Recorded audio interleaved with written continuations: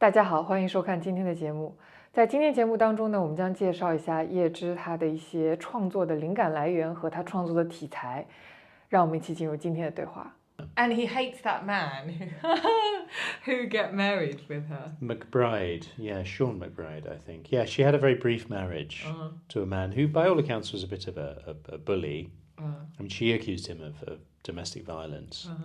And I think assaulting. What kind of like physical violence or Yeah, mentally? I think what we would now probably call coercive control. I mean, I think physical violence, definitely. And I think also was accused of assaulting Isolde. So Yeats hated him, but interestingly still, I think it's actually very touching that he still admits him to his great poem Easter 1916. Because he was one of the people that died in the Easter Rising. So he's a generous man in a way. Yeah, I think so. I think he's very serious. He's a very serious artist and a serious man, but there's something fascinating about that. I mean, he tells us how, in the poem, how McBride is somebody that he hates, but he's still earned his place. So there's that Yeats, and it wasn't just Maud Gonne. There were other women he had relationships with, and he often, I mean, he was often, to his credit, I think, good friends with the women in his life, and they stuck around. So I think we would be doing W.B. Yeats a disservice if we just described him as a sort of promiscuous player. I don't think it was that. I think it was that he was very attracted to brilliant women. And they were brilliant women. And he said in his poem, I love heels in a woman.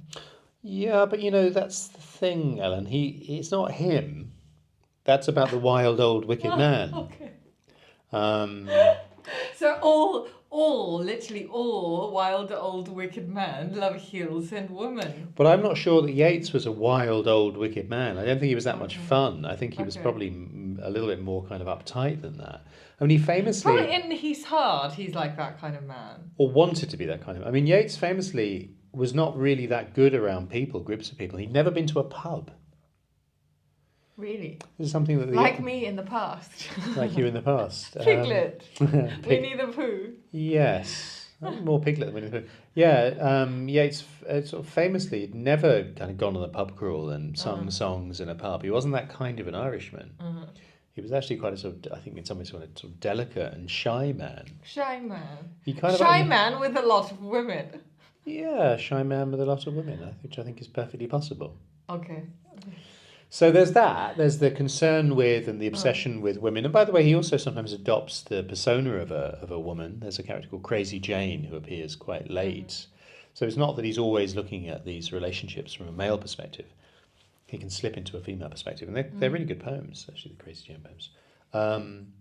And then there's the whole question of Irish identity, his role within the creation of an Irish state, which gets very complicated because he essentially wants, at the beginning, he wants to create an Irish identity by reviving an Irish literature that was pretty dead. Like everything had been sort of disconnected. So via the various invasions of the Normans and the Vikings and the English and the flight of Ireland's aristocracy, the sort of the deep ancient tales of Ireland have been pretty much sort of forgotten or lingered on in songs or little bits of folk stories. But Ireland didn't have a literature in quite the same way as some other European countries do. So that was part of his project, was to unearth and rediscover. I mean, Yeats couldn't speak Irish, like Joyce. He didn't and couldn't speak Irish, but he worked through translations of ancient texts to try and bring the stories of ancient Ireland kind of back, really. Make it alive in his poem. But make it alive for the Irish people. So he was this was a broader project of revivalism, of kind of cultural rebirth, which is quite often a part of the project of nationalism, is to discover a connection with the land and the folk and the stories. I mean, it often in Europe ends up turning into something slightly ugly. Slightly ugly. Well, it can very easily become something which is connected to fascism, Oh, to a kind of xenophobic nationalism. oh, It can become a bit kind of nasty. Like it oh, starts oh. off being very sort of twee and sweet. It's all about fairies and folk tales and the ancient kings of whatever. And then it can become something a little bit kind of dark. Dark. And I think Yeats was not completely immune from those charges. I think there were elements of his thinking which were probably a little bit anti-Semitic. Certainly, Maud Gonne was famously anti-Semitic. So there's a kind of there's a shadow to it. But the essential project was to revive the stories of Old Ireland, so the Irish could establish a sense of themselves as a people, as distinct from the English or the British. Okay. So rather than them blowing things up and shooting people, he was trying to kind of achieve that. A peaceful sort of. More peaceful, yeah. Peaceful sort of change or revolution. Yeah, like we've mentioned the figure of Parnell when we've spoken about Joyce as the great kind of lost figure of kind of, yeah, I suppose sort of gentle Irish nationalism or democratic nationalism. And I think it's fairly decided that Yeats was more of that camp. So basically, at the beginning, there's quite a lot of poems about the landscape and about fairies and about ancient kings.